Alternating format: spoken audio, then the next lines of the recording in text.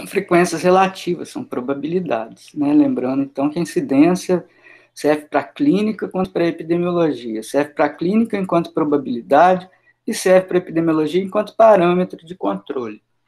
A prevalência, né, a probabilidade de estar doente, eu sei que a prevalência de hipertensão arterial numa comunidade é 30%, qualquer pessoa que bota o pé no consultório tem uma probabilidade de 30% de estar com pressão alta. E fator de risco é aquilo que, quando está presente, indica maior risco de doença, como, por exemplo, o tabagismo, sedentarismo, consumo de alimentos ultraprocessados.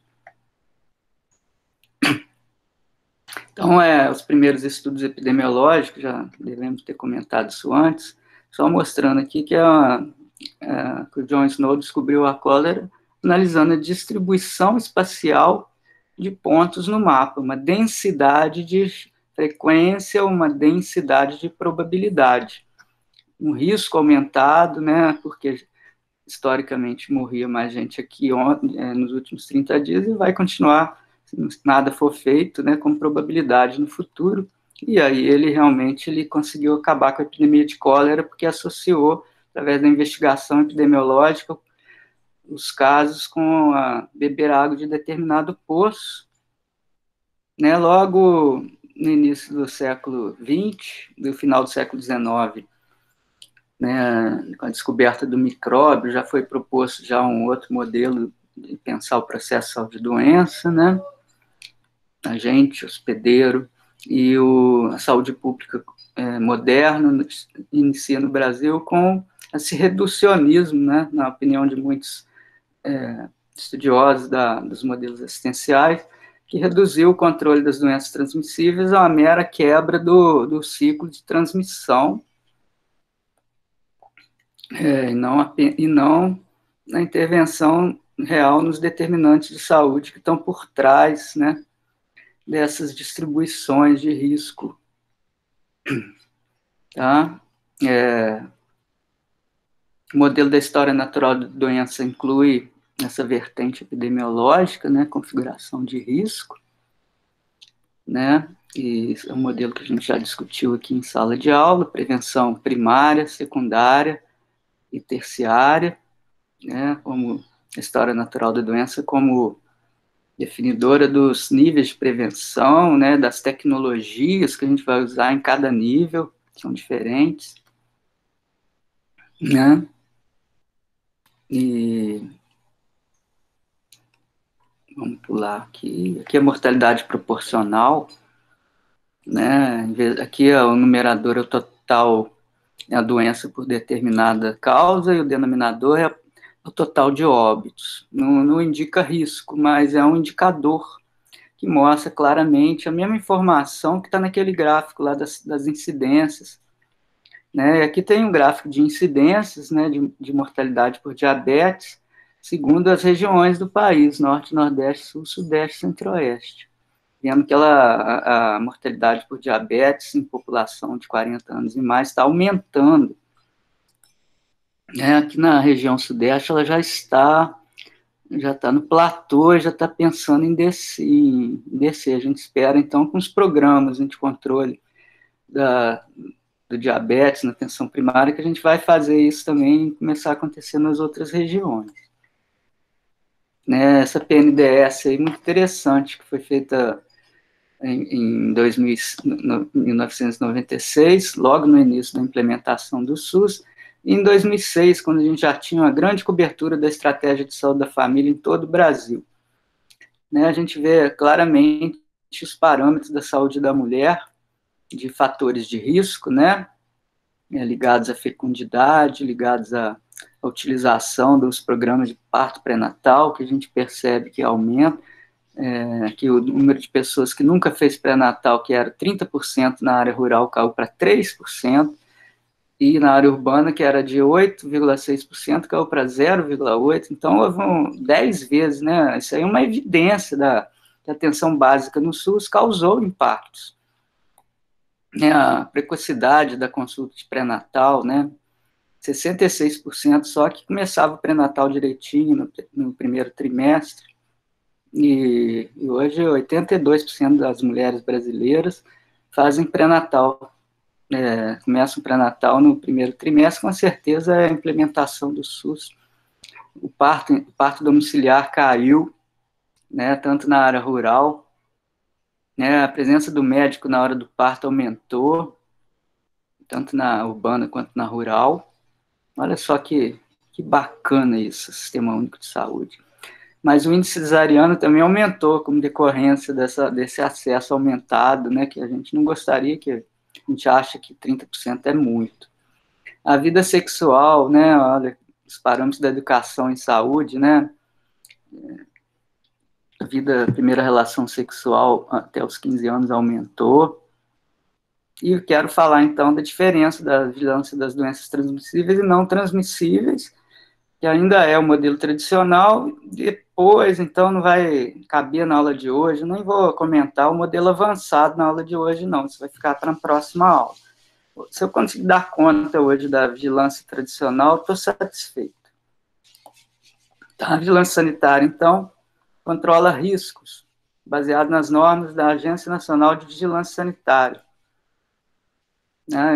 Esses riscos à saúde produzidos pelos produtos que a gente consome, alimentos, medicamentos, ou pelos ambientes que a gente frequenta, estabelecimentos de saúde, todos são controlados pela vigilância sanitária e tem uma norma para cada tipo de estabelecimento. Cada medicamento vendido no país tem que ser aprovado pela Anvisa, medicamentos da farmácia industrial, né? Produtos de limpeza, alimentos, né? Então, estou reivindicando aqui que a qualidade dos alimentos tem que ser da Anvisa, e não quem tem que tomar conta disso é a saúde, não a indústria, né? O que a gente está fazendo, como dizia o Lula, dando a chave do galinheiro para a raposa tomar conta. Está se vendo aí o pessoal passando a boiada, né? Em relação aos interesses do agronegócio. E enfim. A vigilância sanitária controla restaurante, indústria. Então, hoje, como é que fica isso no SUS? Restaurante é municipal, a indústria é a estadual e nacional, dependendo do calibre da indústria, se ela exporta, você tem um sistema de inspeção federal, se ela só vende dentro do estado, um sistema de inspeção estadual, e se ela só vende dentro do município, um sistema de inspeção municipal. É isso que a gente precisa estar entendendo, que é esses âmbitos que nos interessam. Né? E o que nos interessa mais é tapar o buraco do município, né? Porque o que a indústria precisa em termos de controle, o próprio mercado internacional já controla, ela faz de acordo com o seu mercado, que é internacional. O nosso maior desafio aqui é a vigilância sanitária municipal, que não existe. A gente vai ver na prática, a tarefa 3 de vocês vai ser por aí, né? Se não der conta de fazer, vai ser pelo menos um estudo. E a gente, então, tem material aí. Não sei se esses links que eu coloquei estão funcionando.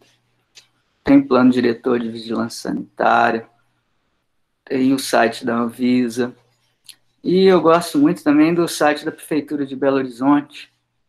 Aí, não está funcionando. Mas vocês podem procurar. A Vigilância Sanitária Municipal de Belo Horizonte, que é uma das vigilâncias sanitárias municipais mais avançadas. Inclusive, eles têm um código de vigilância em saúde muito bom, sendo que Juiz de Fora até hoje não tem um código sequer de vigilância sanitária. Então, tem os códigos, né, de posturas, né, que é uma questão da fiscalização sanitária, e que em Juiz de Fora ele não está nem no âmbito da Secretaria de Saúde, ele está no âmbito da Secretaria de Assuntos Urbanos, que é quem de fato libera o alvará, entendeu?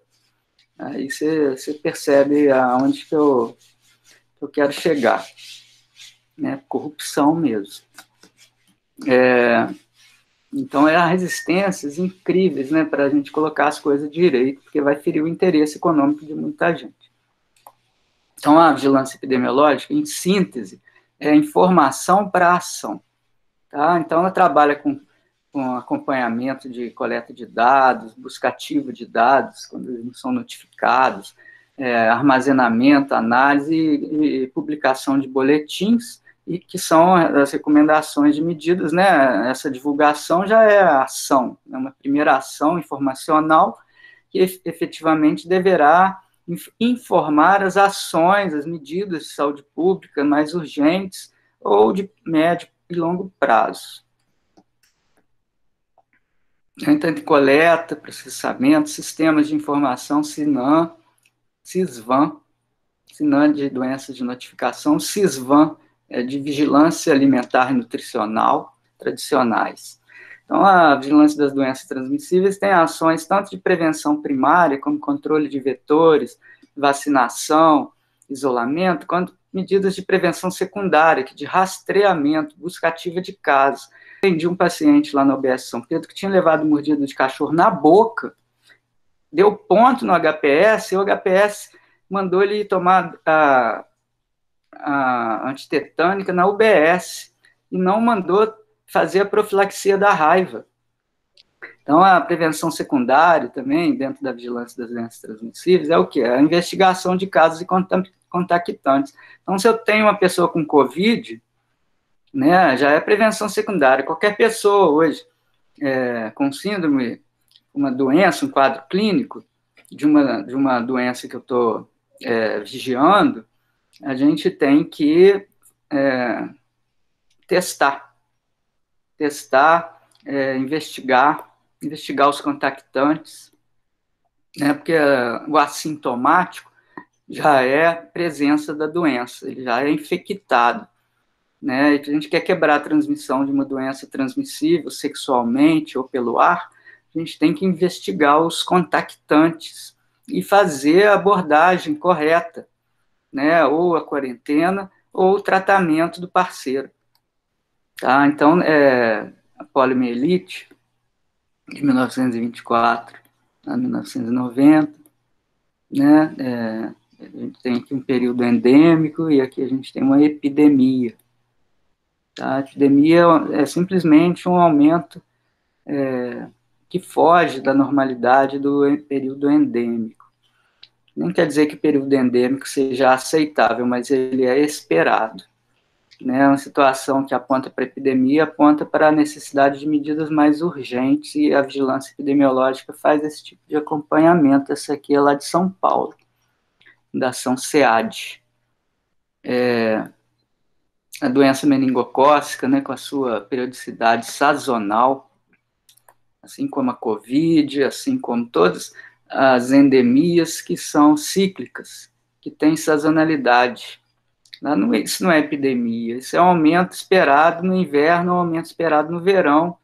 No inverno, no caso das doenças transmitidas pelo ar, e no verão, daquelas transmitidas pela água ou pelos vetores, cujo tempo de chuva propicia o surgimento deles. Isso aqui é só um diagrama, então, de controle de epidemia, onde as linhas pretas são a média, o limite superior e o limite inferior, e a linha branca dos últimos 10 anos, né? E a linha branca então, como é que faz isso? A média é a incidência de janeiro dos últimos 10 anos.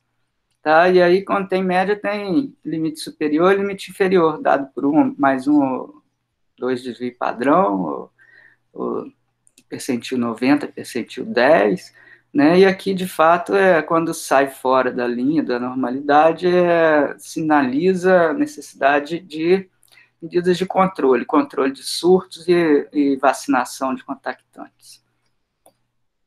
E controle de vetores. Então, cada doença tem seu modo de transmissão, e cada modo de transmissão tem as suas vulnerabilidades, seja antes da doença ocorrer ou depois que ela ocorra. Qual que é o trabalho, então, da vigilância? São recomendação das ações de controle e monitoramento, né? Então, a gente vai aplicar esse conceito, inclusive, ao Pacto da Atenção Básica, a Estratégia de Saúde da Família, né? Então, é um diagrama conceitual, um diagrama que coloca a vigilância sanitária atuando mais na promoção da saúde, na proteção da saúde propriamente, porque a promoção da saúde é só um outro conjunto de políticas